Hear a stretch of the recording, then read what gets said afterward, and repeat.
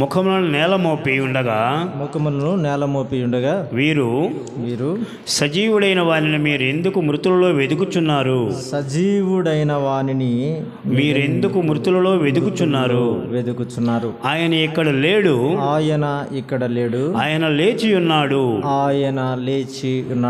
ఆయన వచనం మత్తయి సువార్త 28వ అధ్యాయం. మత్తయి సువార్త 28వ అధ్యాయం. మత్తయి సువార్త 28వ అధ్యాయం 1 నుండి 8 వచనాలు మనం చదువుకోవచ్చు. 1 నుండి. విశ్రాంతి దినము గడిచిపోయిన తర్వాత ఆదివారమున తెల్లవారుచుండగా మగ్దలేని మరియయు వేరొక మరియయు సమాధిని చూడవచ్చిరి. ఇదిగో ప్రభువు దూత పరలోకము నుండి దిగివచ్చి రాయి పొర్లించి దాని మీద కూర్చుండెను. అప్పుడు మహాభూకంపము కలిగెను. ఆ దూత స్వరూపము మెరుపు వలె ఉండెను. అతని వస్త్రము హిమమంత తెల్లగా ఉండెను. అతనికి భయపడటం వలన కావలి వారు వణిక చచ్చిన వారి వలె ఉండిరి. దూత ఆ స్త్రీలను చూచి మీరు భయపడకుడి, సిలువ వేయబడిన యేసును మీరు వెదుకుచున్నారు అని నాకు తెలియను. ఆయన ఇక్కడ లేడు. తాను చెప్పినట్టే ఆయన లేచి ఉన్నాడు. రండి ప్రభువు పండుకొనిన స్థలము చూచి త్వరగా వెళ్ళి ఆయన మృతుల్లో నుండి లేచి ఉన్నాడని ఆయన శిష్యులకు తెలియజేయడి. చాలు. చదువుకున్న లేఖన భాగం ప్రభువు మన వినికిడిలో దీవించునుగాక. ప్రభునందు ప్రియులరా, మనం చదువుకున్నటువంటి లూకా సువార్త 24వ అధ్యాయంలోను మత్తయి సువార్త 28వ అధ్యాయంలోను ఒక సందర్భం మనకు కనబడుతూ ఉంది. ఆయన ఇక్కడ లేడు, ఆయన లేచి ఉన్నాడు అనే మాట మనం 2 సందర్భాల్లో చదివాం.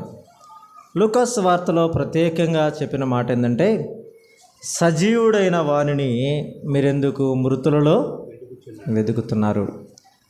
ఈ మధ్యాహ్న సమయంలో మనము జ్ఞాపకం చేసుకుంటున్నా, మనము ఈ సందేశంలో ఆ ప్రభువుని మనం చూడబోతున్న విధానం ఏమిటంటే, ఆయన సజీవుడు అనే విషయాన్ని మనం జ్ఞాపకం చేసుకుంటూ ఉన్నాం. దేవుని గ్రంథం అంతటిలో మనం గమనిస్తూ ఉన్నప్పుడు యోహాను రాసినటువంటి సువార్తలో 6వ అధ్యాయం 57వ వచనాన్ని చదవండి.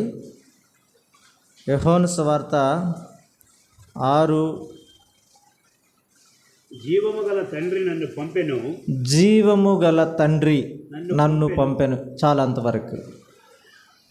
సజీవుడు జీవము గలవాడు ఎవరు అంటే తండ్రి అయిన దేవుడు అనే మాట అక్కడ మనం గమనించగలుగుతూ ఉన్నాం. అదే యోహాను సువార్త 5వ అధ్యాయం 26వ వచనంలో ఏమన్నాడంటే, ఎలాగూ తనంతట తానే జీవము గలవాడై ఉన్నాడో అలాగే కుమారుడును తనంతట తానే జీవము గలవాడై ఉండుటకు కుమారునికి అధికారం కాదు, కుమారుడు జీవము గలవాడు అన్నాడు కదా. కొరింథీయులకు రాసిన 2వ పత్రిక 3వ అధ్యాయం 3వ వచనంలో, కొరింథీయులకు రాసిన 2వ పత్రిక 3వ అధ్యాయం 3వ వచనంలో, రాతి పలక మీద గాని శిలాతో గాని రాయబడక మెత్తని హృదయములు అను పలక మీద జీవము గల దేవుని ఆత్మ అన్నాడు అక్కడ కదా. ఈ మధ్యాహ్న సమయంలో ఆ జీవము గల దేవుడు, ఆ జీవము గల కుమారుడు, ఆ జీవము గల ఆత్మ అయిన దేవుడు, త్రిత్వమయున్న దేవుడు ఆయన ఎవరు అంటే జీవము గలవాడు. మనం ఇప్పుడు చదువుకున్న మొదటి వచనంలో ఆధారం చేసుకుంటే సజీవుడు అని మనం చెప్పుకోవచ్చు. పాత నిబంధన గ్రంథంలో కూడా ఇర్మియా గ్రంథం 10వ అధ్యాయం 10వ వచనాన్ని మనం చదివినప్పుడు పాత నిబంధనలో ఇర్మియా గ్రంథం 10వ అధ్యాయం 10వ వచనంలో చదువుతున్న మాట ఏంటంటే, ఆయనే జీవమగల దేవుడు, యెహోవాయే నిజమైన దేవుడు, ఆయనే జీవము గల దేవుడు. ఈ నిజమైన దేవుడు జీవము కలిగిన దేవుడు అన్నాడు. మత్తయి సువార్తలో 16వ అధ్యాయం 16వ వచనంలో మరొక మాట కూడా మనం అక్కడ కుమారుని గురించి మనం చదువుతూ ఉన్నప్పుడు, మత్తయి సువార్త 16వ అధ్యాయం అందుకు సీమోను పేతురు నీవు సజీవుడకు దేవుని కుమారుడైన క్రీస్తు అని చెప్పెను. నీవు సజీవుడకు దేవుని కుమారుడైన క్రీస్తు అని చెప్పాను. అంతకుముందు యేసు ప్రభుల వారు నన్ను గురించి ప్రజలు ఏమనుకుంటున్నారు అని అడగగా కొందరు ఏలియా అన్నారు, ఇర్మియా అన్నారు, ప్రవక్తల్లో ఒకడన్నారు, ఇలా ఎన్నో చెప్పారు. పేతురు మాత్రం స్పష్టంగా చెప్పాడు ఏంటంటే, నీవు సజీవుడైన దేవుని కుమారుడు అన్నాడు. వీరు మాత్రమే కాదు కానీ ప్రకటన గ్రంథంలో 1వ అధ్యాయంలో ప్రభు అయిన యేసుక్రీస్తు వారు తన గురించి చెప్పవలసి వచ్చినప్పుడు ఆయన అన్నాడు, నేను అల్ఫాయు ఒమేగాను నేనే, మొదటివాడను కడపటివాడను నేనే అంటూ ఆయన 18వ వచనానికి వచ్చేసరికి, ఇదిగో మృతుడనైతిని కానీ యుగ యుగములు సజీవుడిగా ఉన్నాను అన్నాడు. యేసు ప్రభుల వారు మృతుడనయ్యాను, ఆయన సమాధి చేయబడ్డాడు. సమాధిలో ఉన్న తర్వాత 3 దినముల తర్వాత మృతిని గెలిచి తిరిగి లేచాడు. ఆయన సజీవుడు అని దేవుని వాక్యం సెలవిస్తూ ఉంది. ఈ మాటలు మన మనసులో ఉంచుకొని లేఖనాన్ని మనం చూద్దాం. ఈ సజీవుడైన దేవుని గురించి మనం ఆలోచన చేస్తూ ఉన్నప్పుడు మనని గురించి కూడా దేవుని వాక్యం సెలవిస్తున్న మాట ఏంటంటే, పేతురు పత్రికలో అన్నాడు కదా, మీరు సజీవమైన రాళ్ల వలె ఆత్మ సంబంధమైన మందిరముగా కట్టబడుచున్నారు అన్నాడు కదా. మనం ఎవరం ఇప్పుడు? సజీవమైన వారం. ఎలాగో అంటే ఎఫెసీ పత్రిక 2వ అధ్యాయం ప్రకారం, మీరు మీ పాపముల చేత అపరాధముల చేత చచ్చిన వారిగా ఉంటుండగా క్రీస్తు యేసు ప్రభుల వారు ఆయన మనల్ని బ్రతికించటానికి ఆయన మన కొరకై చనిపోయాడు. ఈ మాట మనకు అర్థం కావాలి. ఆయన సజీవుడిగా తిరిగి లేవడానికి ముందుగా ఆయన చంపబడ్డాడు, సమాధి చేయబడ్డాడు, మరణించాడు. ఎందుకొరకు? కొరింథీ రాసిన పత్రిక 1వ పత్రిక 15వ అధ్యాయం 3వ వచనం ప్రకారం, లేఖనముల ప్రకారం మన పాపముల నిమిత్తం ఆయన మృతి పొందెను, సమాధి చేయబడెను, తిరిగి 3వ దినమున మృతిని గెలిచి లేచాడు. ఆ ప్రభు అయిన యేసు క్రీస్తు వారి సమాధి గెలిచి తిరిగి లేవడంలో ఉన్నటువంటి ఈ పరమార్థాన్ని మనం ఆలోచన చేస్తున్నప్పుడు, ఆయన పునరుద్ధానాన్ని జ్ఞాపకం చేసుకుంటున్నప్పుడు, ఆయన సజీవుడని మనం జ్ఞాపకం చేసుకుంటూ ఉన్నప్పుడు మనము జ్ఞాపకం చేసుకోవాల్సిందంటే, ఆయన మన కొరకై మరణించాడు, మన పాపముల కొరకై మరణించాడు. ఆయన మనల్ని బ్రతికించటానికై ఆయన పునరుద్ధానుడిగా సమాధిని గెలిచి తిరిగి లేచాడు అనే విషయాన్ని మనం మనస్సులోనికి తీసుకొచ్చుకోవాలి. ఈ మాట చదువుతున్నప్పుడు ఆ సజీవమైన వ్యక్తులుగా మనం చేయడానికి సజీవుడైన దేవుడు మనందరి కొరకై మరణించాడనే విషయాన్ని మన హృదయంలో ఉంచుకోవాలి. ఆ మాట మనం చూస్తూ ఉన్నాం. పేతురు పత్రిక 1వ పత్రికలో 1వ అధ్యాయం 22వ వచనం అన్నాడు, దేవుని వాక్యాన్ని గురించి చెప్పబడుతున్నప్పుడు అక్కడ ఏం చెప్పాడంటే, క్షయబీజము నుండి కాక శాశ్వతమగు జీవము గల దేవుని వాక్యము వలన అన్నాడు కదా. ఇక్కడ దేవుని వాక్యం ఎలాంటిది? శాశ్వతమైన జీవము గలది అనే విషయాన్ని మనం జ్ఞాపకం పెట్టుకోవాలి. అలాగే తిమోతి పత్రికలో మనం వచనం చూస్తే 3:15 మొదటి పత్రికలోనే 3:15 అన్నాడు, జీవము గల దేవుని సంఘములో జనులు ఎలాగూ ప్రవర్తింపవలనో అన్నాడు అక్కడ కదా. అనగా జీవము గల దేవుని సంఘము అన్నాడు. ఇప్పుడు చెప్పుకుందాం, ప్రభు అయిన దేవుడు, తండ్రి అయిన దేవుడు, కుమారుడైన దేవుడు, పరిశుద్ధాత్మ దేవుడు జీవము గలవాడు, సజీవుడు. ఆయన మనల్ని సజీవులుగా చేశాడు, మనము సజీవులం. ప్రభువు మనల్ని ఎన్నుకున్న సంఘం సజీవమైంది, దేవుడు మనకిచ్చిన వాక్యం సజీవమైంది. ఇలా మనం చెప్పుకుంటూ ఉంటే వీటన్నిటి కొరకై ఆ ప్రభు అయిన దేవుడు చేసిన గొప్ప కార్యం మన ముందు ఉంచబడింది. అదే ప్రభు అయిన యేసుక్రీస్తు వారి శిలువ మరణ పునరుద్ధానము. ఇదే 15వ అధ్యాయం 3వ వచనం మొదటి కొరింథీ పత్రికలో మనం చూసిన మాట. మన పాపముల నిమిత్తం ఆయన మృతి పొందెను, సమాధి చేయబడెను, తిరిగి 3వ దినమున లేపబడెను. ఆయన ఇక్కడ లేడు, ఆయన లేచి ఉన్నాడు. ఆయన సమాధిలో లేడు, ఆయన లేచి ఉన్నాడు. కారణం ఏంటంటే ఆయన మనల్ని బ్రతికించటానికి కొరకై కదా, అనీతిమంతులైన మన కొరకై నీతిమంతుడైన ప్రభు అయిన యేసుక్రీస్తు వారు మరణించి ఆయన తిరిగి లేచాడు అని రోమీయులకు రాసిన పత్రిక 5వ అధ్యాయంలో మనం గమనిస్తూ ఉన్నాం.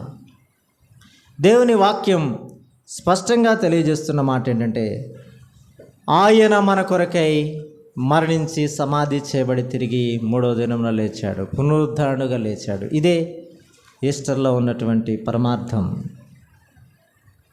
ఆ ప్రభువారి పునరుద్ధానాన్ని జ్ఞాపకం చేసుకుంటుండగా ప్రతి ఆదివారం ఇదే సందేశాన్ని మనం వింటుంటుండగా, ప్రత్యేకంగా ఈ దినాన పండగని ఎవరైనా వచ్చుంటే, ప్రతి ఆదివారం రాని వాళ్ళు ఎవరైనా వచ్చుంటే ఆలోచన చేయండి. ఆ ప్రభు నీ పాపాల కొరకు మరణించాడు, ఆ ప్రభు నీ పాపాల కొరకై సమాధి చేయబడి తిరిగి 3వ దినం మృతిని జయించి తిరిగి లేచాడు. ఈ మాటని హృదయంలో ఉంచుకోవాలని ప్రేమతో మనం చేస్తున్నాను.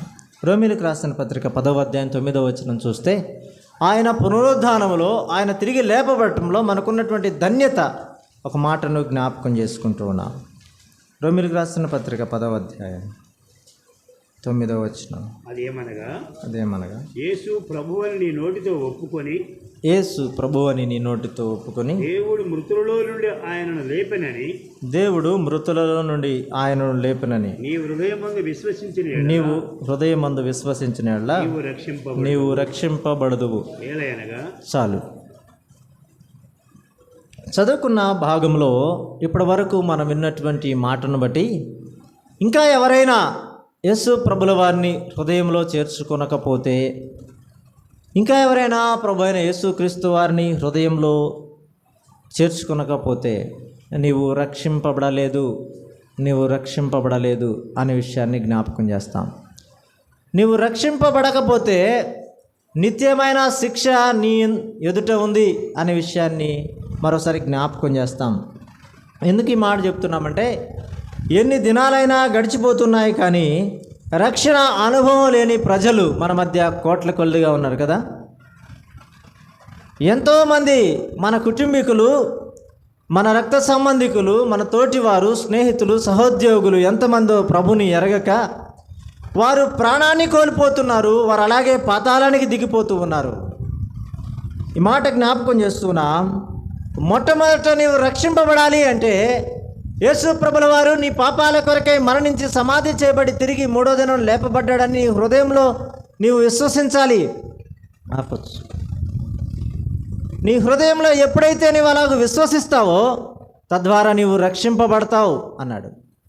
రక్షణ అంటే మనము తక్కువగా తీసుకోవడానికి లేదు, కానీ ఇది నిత్య అగ్నిగుండం నుండి తప్పించేది, ఉగ్రత నుండి తప్పించేది, మహోగ్రత అన్నాడు ఎఫెసీ పత్రికలో. ఆ మాట చెప్తూ ఉంటే దేవుని మహోగ్రత నుండి తప్పింపబడడానికి ఆ ప్రభు అయిన యేసు క్రీస్తు వారే దేవుడని, ఆయనను మృతుల్లో నుండి దేవుడు లేపాడని, అది నా పాపముల కొరకేనని నీ హృదయంలో విశ్వసించాలి. ఈ మాట నీవు హృదయమందు విశ్వసిస్తే రోమీయులకు రాసిన పత్రిక 10:9 ప్రకారం నీవు రక్షింపబడతావు. ఒకవేళ రక్షింపబడితే ఉన్నటువంటి ధన్యత ఏమిటంటే దేవుని వాక్యం సెలవిస్తూ ఉంది. దేవుని వాక్యం సెలవిస్తున్న మాటను జ్ఞాపకం చేసుకుందాం. యోహాను రాసినటువంటి సువార్త 11:25లో ఒక మాట చూద్దామా. సువార్తల్లో 11:25 ఆయన పునరుద్ధారుడుగా లేచాడని నమ్మటం ద్వారా, హృదయమందు విశ్వసించడం ద్వారా రక్షింపబడతాం. 11:25 అందుకు యేసు పునరుద్ధానమును జీవమును నేనే, నా యందు విశ్వాసముంచువాడు చనిపోయినను బ్రతుకును అన్నాడు కదా. ఆయన యందు విశ్వాసం ఉంచడానికి మనకున్నటువంటి ప్రధానమైన ఆధారం ఇందాక సోదరులు ఆరాధనలో జ్ఞాపకం చేశారు. కొరింథీయులకు రాసిన పత్రిక 15వ అధ్యాయం 4-14 వచనాల్లో ఏముందంటే, ఆయన మృతుల్లో నుండి తిరిగి లేచడం ద్వారా మన విశ్వాసానికి ఆధారం ఏర్పడింది అన్నాడు కదా. అలాంటి ఇది మేము ప్రకటింపబడడం వ్యర్థమే, విశ్వాసము వ్యర్థమే అన్నాడు అక్కడ పౌలు, అపోస్తలుడైన పౌలు. మనకు ఆధారం ఏంటంటే యేసు ప్రభుల వారు మృతిని జయించి తిరిగి లేచడం ద్వారా, ఆయన పునరుద్ధానం ద్వారా మనకు ఒక విశ్వాసం ఏర్పడింది. ఎందుకు అంటే ఆయన మన కొరకే మరణించి తిరిగి లేవడం ద్వారా ఇక మనం మరణించం, మనం కూడా పునరుద్ధానం జీవము గలగారుగా ఉంటామనే ఒక విశ్వాసం మనకు కలిగింది అనే విషయాన్ని మనం గమనిస్తూ ఉన్నాం. చూడండి, అదే వచ్చిన భాగాల్లో మరొక మాట మనం చూద్దాం. ఎఫెసీ పత్రిక 2వ అధ్యాయంలో 2వ వచనం, అలాగే 22వ వచనం, అలాగే 5వ వచనాన్ని చూద్దాం. 5వ వచనం కూడా మనం చదువుదాం. 2 మనం ఇందాక జ్ఞాపకం చేసుకున్నాం, 5వ వచనం చదువుదాం ఇప్పుడు. 5వ వచనం. మనము మన అపరాధములను ఎత్తిన వారమై ఉండినప్పుడు అయితే మన ఎడల చూపిన తన మహాప్రేమ చేత క్రీస్తుతో కూడా బ్రతికించును. కృపచేత మీరు రక్షింపబడి ఉన్నారు క్రీస్తు యేసునందు. ఆయన మనకు చేసిన ఉపకారము ద్వారా అత్యధికమైన తన కృపా మహదర్శమును రాబో యుగముల్లో కనుపరచు నిమిత్తము క్రీస్తు యేసునందు మనలను ఆయనతో కూడా లేపి పరలోకమందు ఆయనతో కూడా కూర్చుండబెట్టాడు. ఇప్పుడు ప్రభువారు మాత్రమే లేవడం కాదు, కానీ ఆయన మనల్ని కూడా లేపి ఎక్కడ కూర్చోబెట్టాడు? ఆయన పునరుద్ధానం మనకు పరలోకంలో కూర్చుండబెట్టాడు. ఒకవేళ ఆయనే పునరుద్ధానుడిగా లేపబడకపోతే పరలోకంలో మనకు స్థానం లేదు. ఈ విషయాన్ని జ్ఞాపకం పెట్టుకుంటాం. తెస్సలోనిక పత్రికలో ఇదే మాట చెప్పాడు కదా. తెస్సలోనిక పత్రికలో కూడా ఆయన మృతిని జయించి తిరిగి లేచాడని విశ్వసించిన యెడల మనం ఆయనతో సదాకాలం యుగయుగాలు ఆయనతో ఉంటాం అన్నాడు. సదాకాలం ఉండేటువంటి స్థానం, స్థితి, పరిస్థితిని కల్పించింది ఏమిటంటే ఆయన పునరుద్ధానం. పరలోకమందు మనల్ని కూర్చుండబెట్టింది ఏమిటంటే ఆయన పునరుద్ధానం. ఆ విషయాన్ని మనం జ్ఞాపకం చేసుకుంటూ ఉన్నాం. మరొక మాట చూద్దామా? లూకాసు వార్త 20వ అధ్యాయం 36వ వచనం.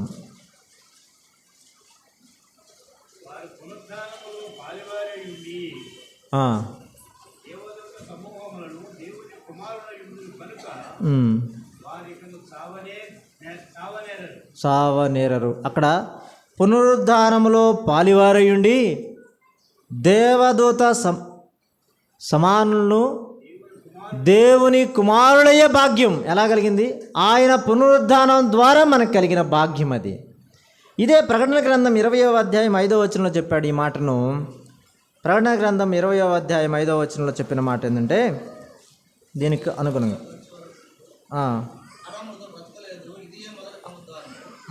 6వ వచనం, ఈ మొదటి పునరుద్ధానములో పాలుగలవారు ధన్యులను పరిశుద్ధులనైందురు, ఇట్టి వారి మీద రెండవ మరణమునకు అధికారం లేదు.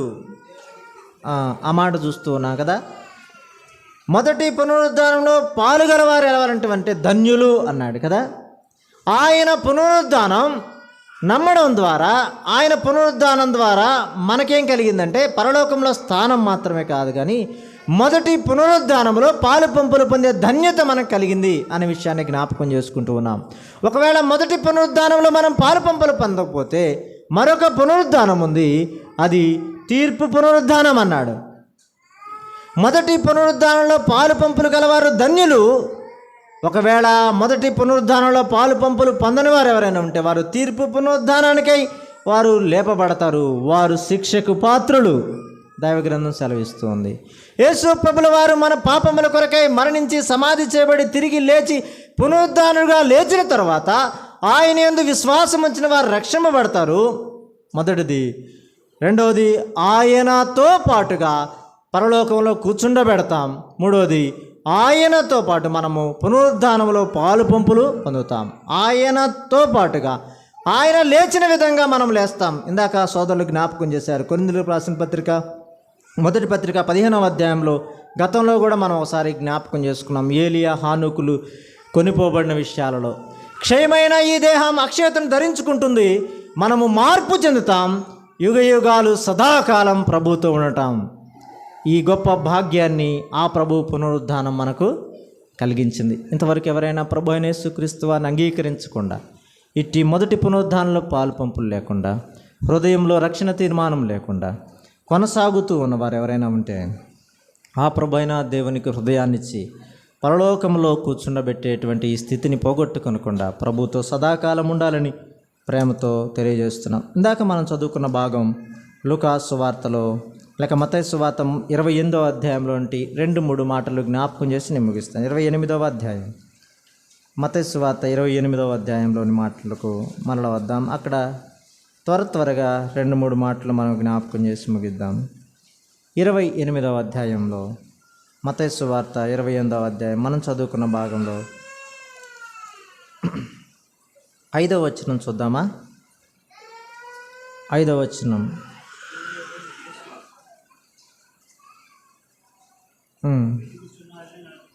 5వ వచనం. దూత ఆ స్త్రీలను చూచి, మీరు భయపడకుడి, సిలువబడిన యేసును మీరు వెతుకుతున్నారని నాకు తెలియను. ఆయన ఇక్కడ లేడు, తాను చెప్పినట్టు ఆయన లేచి ఉన్నాడు. రండి, ప్రభువు పండుకున్న స్థలమును చూసి త్వరగా వెళ్ళి ఆయన మృతుల్లో నుండి లేచి ఉన్నాడని ఆయన శిష్యులకు తెలియజేయుడి. ఈ చదువుకున్న ఈ భాగంలో కూడా మనము 5వ వచనంలో దూత చెప్తున్న మాట ఏంటంటే, మీరు భయపడకుడి అనే మాటను మనం చూస్తున్నాం కదా. ఈ పునరుద్ధానం మనకేం జ్ఞాపకం చేస్తుందంటే, మనం భయపడకుండా నిర్భయంగా జీవించాలి అని తెలియజేస్తుంది. ఎందుకంటే మనం చదువుతాం కదా, మరణము యొక్క ఎక్కడ ఆ మాట హెబ్రీయులకు రాసిన పత్రికలోన, మరణానికి దాసులైన మనల్ని మరణం నుండి, మరణ బంధకు నుండి విడిపించి అనే మాట హెబ్రీయులకు రాసిన పత్రికలో అనుకుంటా, అవును 2వ అధ్యాయంలో పొందారు. కాబట్టి ఆ పిల్లలు రక్త మాంసం గలవారైనది, నా ప్రకారం మరణం యొక్క బలము గలవారిని, అనగా అపవాదిని మరణం ద్వారా నశింపజేటుకు, జీవితకాలం అంతా మరణ భయం చేత దాస్యముకు లోబడిన విడిపించుటకు ఆయన కూడా రక్త మాంసంలో పాలివాడాయను అనే మాట చూస్తున్నాం. మరణ దాస్యానికి భయపడుతున్నటువంటి మానవుడిని ఆయన విడిపించాడు. ఇక్కడ మనం జ్ఞాపకం చేసుకుంటున్నాం కదా, ప్రతి మానవుడు ఏదో ఒక భయంతోనే కొనసాగుతూ ఉన్నాడు కదా. ప్రతి ఒక్కరు ఏదో ఒక భయం ఉంటుంది మనకు. ఇలాంటి భయం ఆయన తీసివేయడానికి ఆయన చెప్తున్నాడు, భయపడవద్దు. దూత ద్వారా పంపిన సందేశం. ఆయన పుట్టినప్పుడు కూడా దేవదూత చెప్పాడు కదా, భయపడుకుడి, ఇదిగో ప్రజలందరికీ కలుగు మహా సంతోషకరమైన స్వర్తమానం. ప్రభువారి ఆయన జననంలో, మరణంలో, పునరుద్ధానంలో మనకు చెప్తున్న ఒకే ఒక మాట ఏంటంటే, మనం భయపడకూడదు అని. మార్కు సువార్తలో చెప్పాడు, మీరెందుకు కలవరపడుతున్నారు, సందేహం కలుగుతుందా అని అక్కడ చెప్పాడు. భయము, కలవరము మానవ జీవితంలో సహజం. అయితే ప్రభు పునరుద్ధానం మనకు చెప్తున్న ధైర్యం ఏమిటంటే, మనము భయపడకుండా నిర్భయంగా జీవించాలి. ఎందుకంటే ప్రభువారు మనతో ఉన్నాడు.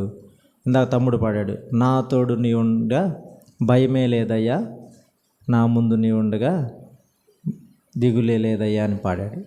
ఆ ప్రభువారు మనతో ఉండగా, ఆ ప్రభువారిని పునరుద్ధానం మన ఎదుట ఉంటుండగా మనమేమి భయపడవలసిన పని లేదు.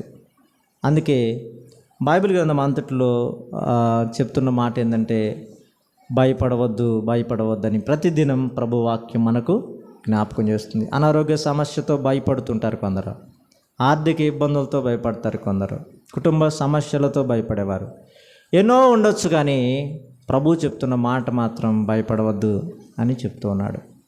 రెండో మాట మనం చూస్తాం అక్కడ 28వ అధ్యాయంలో, 28వ అధ్యాయంలో, మత్తయి సువార్త 28వ అధ్యాయంలో 5వ వచనంలోనే మరొక మాట మనం అక్కడ గమనిస్తాం.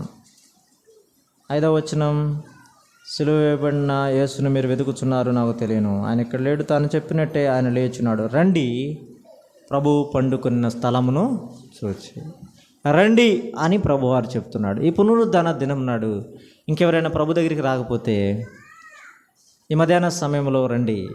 మత్తయి సువార్త 11:20 చెప్తుంది, ప్రయాసపడి భారమును మోసుకున్న సమస్త జనులారా నా యొద్దకు రండి, నేను మీకు విశ్రాంతిని కలుగజేస్తాను. వారికి మాత్రమే కాదు కానీ ప్రభుని నమ్మిన బిడ్డలు కూడా చాలా సందర్భాలలో మనము ఎక్కడ వెనకబడిపోయామో, ఏ స్థలంలో ప్రభుని పోగొట్టుకున్నామో, రండి, నా దగ్గరకు రండి అని ఈ పునరుద్ధాన దినాడు ప్రభు పిలుస్తూ ఉన్నాడు. ఆయన దగ్గరకు వస్తే ఆయన నెమ్మది గలవానిగా, శాంతి గలవానిగా చేస్తానన్నాడు కదా. ఆ మాటను మనం జ్ఞాపకం చేసుకుంటాం. మరొక మాట అక్కడే మనం చదువుతాం. అక్కడే 6వ వచనంలో, రండి ప్రభు పండుకొన్న స్థలంను చూచి త్వరగా వెళ్ళి, 7వ వచనం మొదటి భాగంలో కదా, వెళ్ళి అనే మాటను మనం చూస్తాం. యేసు ప్రభుల వారిని ఎరిగాం, యేసు ప్రభుల వారిని రుచి చూచాం, ఆ ప్రభు యొక్క ఆశీర్వాదాలు మనం చూస్తున్నాం, ఆయన ఇచ్చేటువంటి దీవెనలకు పాత్రులుగా ఉన్నాం, కుటుంబాలుగా దీవింపబడుతున్నాం. అయితే మనం వెళ్ళి ప్రభు పని చేయాలని ప్రభు ఆశపడుతూ ఉన్నాడు. ఆయన శిష్యులను ఏర్పాటు చేసినప్పుడు కూడా మీరు వెళ్ళి సమీప గ్రామాలకు వెళ్ళి ప్రకటన చేయమన్నాడు. ఆ ప్రభు ఉద్దేశం ఏంటంటే ఆయన దగ్గరకు రావాలి, ఆయనను గురించి ప్రకటించాలి. అపోస్తుల కార్యముల గ్రంథంలో ఆనాడు శిష్యులు ప్రకటించారు, మీరు సిలువ వేయబడిన క్రీస్తును దేవాతి దేవుడు సజీవుడిగా లేపాడు, దానికి మేము సాక్షులము అని వారిని గూర్చి, ఆ ప్రభువుని గూర్చి ప్రకటన చేసినట్లుగా మనం చూస్తూ ఉన్నాం. ఆ ప్రభుని ఎరిగిన మన జీవితాలలో ఆ ప్రభునికి సాక్షులమై కదా ఆయన ప్రకటించేవారిగా, సమీప గ్రామాలకు మాత్రమే కాదు కానీ ప్రతి స్థలంలోనూ ప్రభుని గూర్చి మనం చెప్పగలిగే వారిగా ఉండాలి. ఆ మాట చెప్పాడు. ఆయన మృతుల్లో నుండి తిరిగి లేచాడని మీరు వెళ్ళి తెలియజేయుడి అని అక్కడ 3వ మాట మనం చూస్తూ ఉన్నాం కదా. ఆ ప్రభు దగ్గరికి వద్దాం, ఆ ప్రభుని గూర్చి ప్రకటన చేయడానికి వెళదాం అనే విషయాన్ని మనం చూస్తూ ఉన్నాం. ఇంకా ఈ మధ్యాహ్న సమయం వరకు దేవుని వాక్యం విన్నటువంటి మీలో ఆయన నీ కొరకే మరణించాడని, సమాధి చేయబడ్డాడని, తిరిగి లేచాడని విశ్వసించకపోతే, విశ్వసించి రక్షింపబడి ఆయన బిడ్డలుగా, ఆయన కుమారులుగా ఆయన ఇచ్చేటువంటి పరలోక రాజ్య ప్రాప్తిని పొందుకొనండి. ఒకవేళ తిరస్కరిస్తే శిక్ష ఉంది, అది తీర్పు, పునరుద్ధానం. దాంట్లో పాలు పంపులు పొందువారికి నిత్యము వేదనతో కూడిన స్థలంలో వారు పాలు పంపులు పొందుతారు. ఒకవేళ ఇప్పటి వరకు ప్రభుని ఎరక్కపోతే సమయాన్ని పోగొట్టుకొనకుండా ప్రభుకు సమయం ఇవ్వండి. ఆ మగ్దలేని మరియా, వేరొక మరియా పెందలకడనే ప్రభు సమాధి దగ్గరికి వచ్చినట్లుగా ప్రతినిత్యం ప్రభు సన్నిధికి త్వరగా వస్తూ ఆ ప్రభు చెప్పిన మాట ప్రకారం ఆయన దగ్గరికి వద్దాం. ఆయన చెప్పిన ఆ మాటలను జ్ఞాపకం చేసుకొని అనేకులకు మనం ప్రభుని ప్రకటన చేద్దాం. మన హృదయాల్లో ఉన్న భయాన్ని తీసివేసుకుందాం. ప్రభు కొరకు సదాకాలం సాక్షులుగా జీవిద్దాం. ప్రభు ఈ మాటలు దీవించునుగాక. ఆమేన్.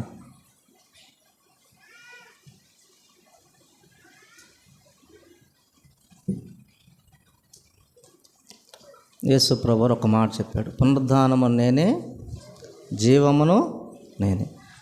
ఆ ప్రియ ప్రభు వారి యొక్క కల్వరి బలియాగం ద్వారా పునరుద్ధానం వలన సర్వమానవాళికి రక్షణ వచ్చింది. నిత్య జీవము అయిన పరలోకానికి అందరూ అర్హులుగా దేవుడు అనుగ్రహించాడు. కాబట్టి ఇంతవరకు చక్కని వర్తమానం విన్నాం. సమయభావాన్ని బట్టి క్లుప్తంగా చక్కగా అవసరమైన సంగతులు దేవుడు తన దాస్తనలో పెట్టి మనకి వినిపింపజేశారు. దేవుడి కొద్ది మాట దీవించిన గాక.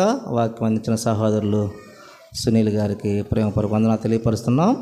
చిన్న ప్రార్థన చేసుకుందాం. పరిశుద్ధుడా, ప్రేమ గల దేవా, మీరు ఇచ్చిన రక్షణకే స్తోత్రము. ఇంతవరకు విత్తబడిన వాక్యాన్ని బట్టి స్తోత్రాలు చెల్లిస్తున్నాం ప్రభా. ఆయా వాక్యాన్ని ప్రభా నీరు గట్టి ఫలింపచేయమని ప్రార్థిస్తున్నాం. రక్షణ పొందిన వారు ఉన్నారు, రక్షణ పొందిన సహాయం దయచేయండి. రక్షణ పొందిన వారిని చిత్తానుసారం, వాక్యానుసారంగా నేను భయభక్తులు కలిగి జీవించుటకు సహాయం దయచేయండి. ప్రతి బిడ్డ ప్రభా పునరుద్ధాన శక్తిని పొందుకుంటూ సహాయం దయచే ప్రభా. ప్రతి బిడ్డగా మారు మనసు రక్షణ ముందరలో అనుగ్రహించమని ప్రార్థిస్తున్నాం ప్రభా. దేవా తండ్రి, రక్షించబడిన వారు ప్రభా దేవ అనేకులు దేవుని సువార్తను ప్రకటించుటకు పత్రికలు, బైబుల్స్, క్యాలెండర్స్ ఇలా ఆయా ప్రత్యక్షంగా పరోక్షంగా ప్రభుని యొక్క సిలువబడిన క్రీస్తును, పునరుద్ధారణ యేసు క్రీస్తును ఇతరులకు పరిచయం చేయుటకు సహాయం అనుగ్రహించమని ప్రార్థిస్తున్నాం ప్రభా. అదేవిధంగా నాయన దేవా ఏప్రిల్ 11, 12 తేదీల్లోనైనా సోమవారం జరిగే ఉత్తర భారతదేశపు ఆయా సువార్తికుల సదస్సు విషయంలోని సహాయం అందించమని ప్రార్థిస్తున్నాం. కృప చూపండి. ఎంతో భారంగా పరిచయం చేస్తున్న దైవుని దాసులను, వారి కుటుంబాలను కాచి కాపాడని ప్రార్థన చేస్తున్నాం ప్రభా. అదేవిధంగా నాయన మా ప్రియులు అయ్యా ప్రభా గ్లేషమ్మ గారు వారి కుటుంబం మీద చేసిన మేలును బట్టి అయ్యా వారి మనవడు మనవరాల చదువుల్లోని సహాయం అందించారు. వాళ్ళు కొంత అనారోగ్యం ఉన్నప్పుడు కూడా స్వస్థత కలిగించారు. అందుని బట్టి వారు కృతజ్ఞతగా పలహారం తెచ్చి ఉండగా అయా గ్రేసమ్మ ఆంటీ వృద్ధాప్యం ఉండగా నీ సహాయం అందించండి. స్వస్థత ఆరోగ్యం దయచేయండి. ఆమెకి ఇచ్చిన 3 కుమారులకు మారు మనసు రక్షణ దయచేయండి. 3 కుటుంబాలను, వారి బిడ్డలను అందరిని క్షేమంగా రక్షణ నడిపించి కృప చూపి కాపాడి అయా నీ యొక్క సహాయము వారికి అందించమని యేసు ప్రభువారి యొక్క పరిశుద్ధ నామంలో ప్రార్థిస్తున్నాం తండ్రి. ఆమెన్.